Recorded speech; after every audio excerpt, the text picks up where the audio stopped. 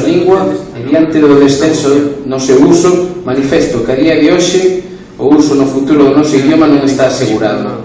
No século XX, a lingua galega era falada con espontaneidade e regularidade, mas nas últimas décadas os estudos científicos e mesmo unha sinxela observación constatan o descenso no seu uso.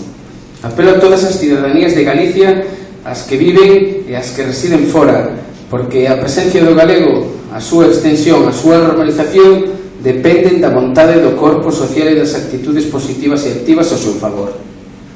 Afirmo que o desfrute cultural é unha necesidade básica, só despois da alimentación, a vivenda, a sanidade e a educación.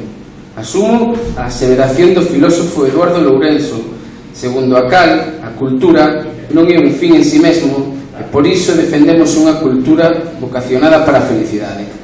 Pero a cultura non existe en abstracto, está vencellada ao territorio, á comunidade humana que habitou e que habita na zona determinada do planeta onde se desenvolve, porque a universalidade parte do local, do próximo, do cercano.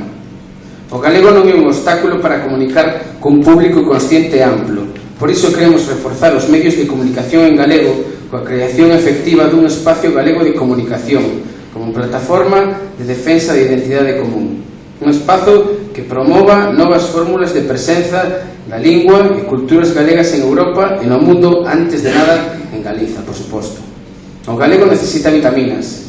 A campaña recaba con urxencia a colaboración de toda a xente. Quere facer patente a necesidade de axudas, medios, apoio e soporte para o idioma galego. Pretende implicar a moitas entidades e sensibilizar as persoas, ao povo, para revitalizar o idioma e garantir a súa transmisión interxeracional. O galego precisa moitas vitaminas. O país necesita, como auga de maio, contar con medios de comunicación que empreguen o idioma noso, tamén nos contextos urbanos, ali onde presenta máis febleza. Vitaminas para o galego pretende visibilizar os medios en galego, boa parte deles de carácter comarcal. Procuramos, ademais, vías de financiamento que garantan a súa sostenibilidade e o traballo digno do seu conxunto de profesionais. Galicia quere información de proximidade en galego, máis media que no século XXI difundan e prestixen o idioma, altofalantes que ensinen a nosa visión do mundo, peten nas conciencias e fagan visible a sensibilidade e a creatividade existente na sociedade galega. Gracias.